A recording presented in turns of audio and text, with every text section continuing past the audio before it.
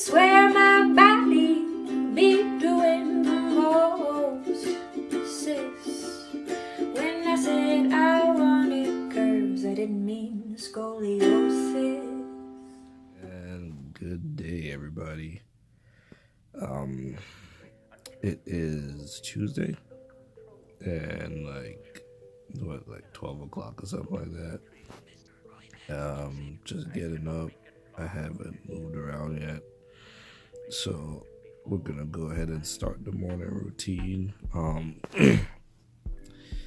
That would first start. The very first thing I do is crack my back.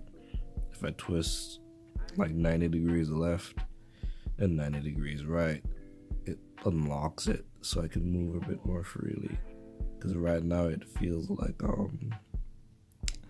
it just feels like a bunch of people holding my spine in one place and not allowing me to do much. So we're gonna do that and get the ability to move around, and then I'll explain to you guys more what type of content I'll be making and stuff like that. So let's get over and I lean up. I'm gonna go to the opposite side first.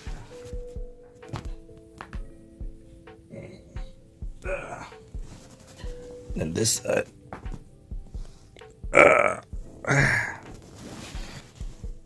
And then we're gonna lay down for a little bit longer. My mornings start out like this. I have to lay down for, we'll say, minimum 30 minutes, or it's no good. I'll be in bad back pain if I do not lay down for those 30 minutes. Consider it like a boot up process, like a computer. You turn it on and there's a little buffer, and then you gotta wait before you move around in the computer. So it's the same thing.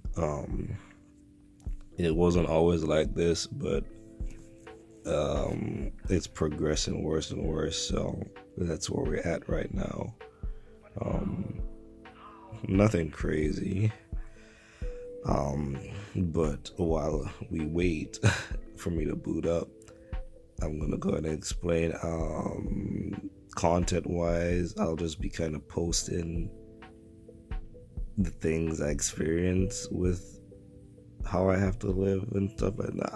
I don't live any crazy way, but like just minor setbacks or disadvantages or advantages I have when it comes to living with scoliosis and being a cancer patient and having nerve damage and stuff like that. So that maybe one of you watching right now can relate and understand. Maybe you just found out you have scoliosis pretty early, and you want kind of more information on how you should go about getting that fixed before it gets too late. Or with the nerve damage, it's cool to meet somebody else with nerve damage. You have that person you can relate to and stuff like that. And just about everything else really that I experienced. It took me a while to decide to do this.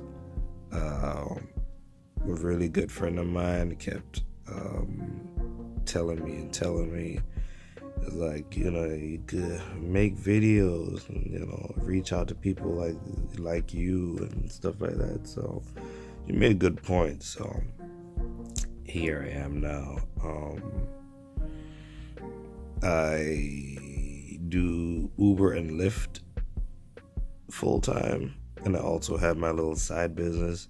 So it allows me to create my own schedule, and therefore I'm not under a bunch of strain, like having to get up at 9 a.m. and run around and then rush to work and stuff like that. I have the ability to wake up and get all the sleep I need and then still lay here and wait for my back to be ready to do its job. So yeah.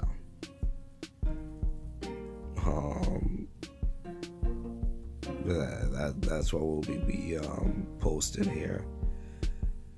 So I'm gonna go ahead and pause this, and then as the time gets closer to me being able to kind of move around, I'll come back.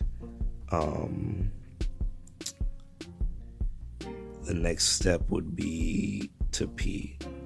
My bladder, I don't know if it's because of my scoliosis or maybe something else, but my bladder, when it's full, I can feel it compressed against my spine. So right now I can feel it in my lower back, and I know it's because I have to pee. But I'm usually fine. Like, I don't have to rush to pee until I get up and start moving around. So I'll be fine to just get up and go to the bathroom, relieve that pressure. I gotta lay down for just a little bit longer after that, just to make sure the pressure is gone, and then yeah. So we'll be back. And we're back. I was not able to record until right now. It's been about 45 minutes. I got an important phone call from the disability office, so I had to return that real quick, but then I had to run and go pee as well. And man, I'm telling you, I'm feeling so much better now. That morning feeling when I pee is just always the best right there. So I do have a customer coming around 2ish, so I'm gonna go ahead and go get ready and head over to the shop so that I can meet them and just do a little touch up on the wheels I did a couple months back. So yeah, we'll be back. And we're out here. We're headed to go to the shop to meet that customer. Like I said, just a real quick touch up.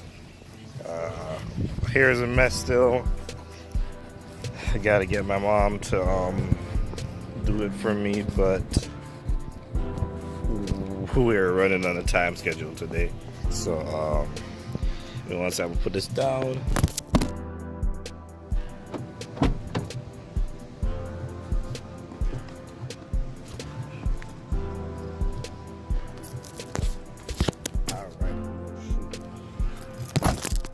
and some of you that know me already know I'm a really big car enthusiast. Love cars to death, so this is mine. It's a little dirty right now, but she's still cleaned up. I'm gonna be doing some work to her soon and make it real unique and real pretty, but that's where we're at right now. I do want to give a shout out to everybody real quick, but I'm gonna do that once I'm rolling here. Let me just make sure I'm not delayed to the shop. So I have a customer waiting on me, so give me 1 second. So first video, I already told myself I wanted to spend a decent amount of time with it, shouting out all my friends, for sure, like my family too, but like family has to love you. Growing up with all of this stuff going on, I got really self-conscious, obviously, of course. Who wouldn't, you know?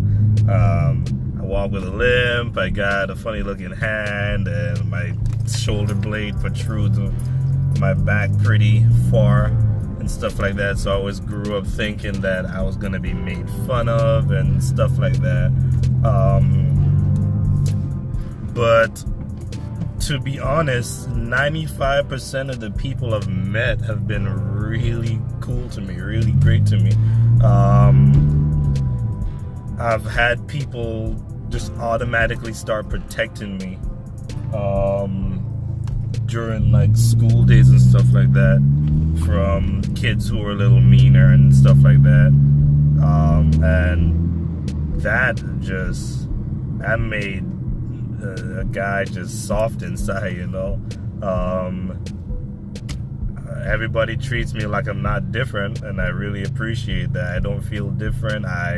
Whenever I hang out with my friends, I hang out with you guys, I don't remember that I have all of this crap going on. So, like I said, for sure, shout all you out. I appreciate y'all. I'm not gonna start naming people, because then y'all gonna say I forgot some people. But I promise you, I remember all of you.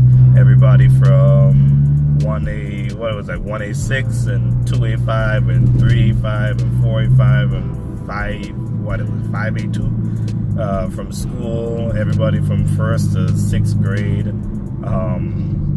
All the people I've met since I moved to America, they've been really great with me.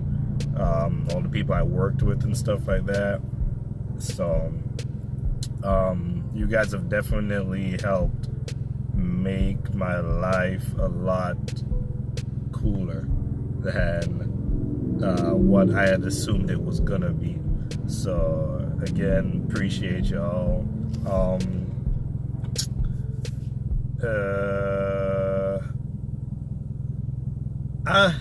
I don't have a full script for these videos. I'm kind of just running with it and going with what comes to my mind. I do want to have a structure of what episode says what. I really only want to make these about 10-15 minutes long, especially since I'm using my phone to record for right now. And I don't want to bore you guys too much. I know long videos can get kind of, you know.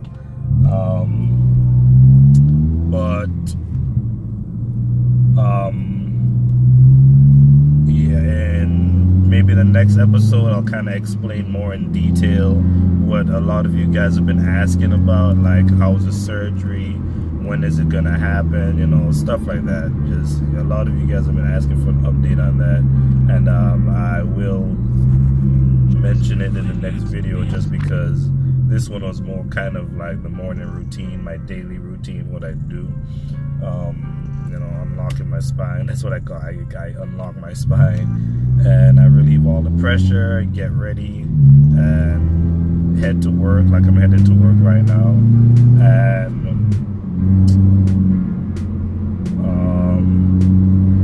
yeah, when it comes to this episode though,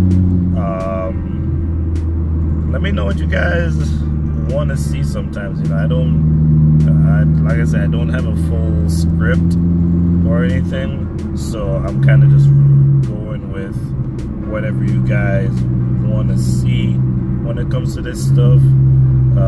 If you want me to explain more stuff in more detail, if you want less detail, you know, just comment and let me know. Walk on. Real quick backstory for anybody who doesn't know me. I'm from the Caribbean. I'm from a small island called Antigua. Well, Antigua and Barbuda, but I'm from Antigua. When I was almost three, my mom realized something was wrong with me. And I'm kind of just breezing through this real quick. I think next episode I'll kind of go more in detail, but my mom realized something was wrong with me. I went from crawling to walking, and then back to crawling, and then back to just nothing. I didn't want to do anything, and I stopped using my right hand as much. So that's when this really started, and that's kind of one of the things that blew the whistle from my family to know that something was really going on. Stuff happened, and then I ended up having to be sent to America to really find out what's going on, because just the healthcare in the Caribbean is not top notch, so it was safer to get me to America and really find out what's going on. And we didn't find out that I had cancer until I got to America and realized how serious it was. I believe my mom said that the doctor who did do the operation on me, when I first got there, he was upset that they had sent me to him because I was that serious of a case. He felt threatened, basically. But nonetheless, he still did the surgery, and it was successful. He removed a lot of the cancer. Then I went through chemotherapy after that just to remove the remainder of whatever was left. And yeah, when I was about, I would say like 10 or 12 or something like that, it did come back a second time, and I did go through chemotherapy again, and for about a year I did chemotherapy, and that's when they caught the scoliosis at that point. So it had been years. It had been a decent amount of time, and I wore body braces. Everybody who knows me knows I had the 3 different body braces. My friends have helped me take it off. My friends have helped me put it on. You know, shout out to Tico mainly for doing that. I do remember that for sure. But yeah, I got clear of cancer about 8-9 years ago, and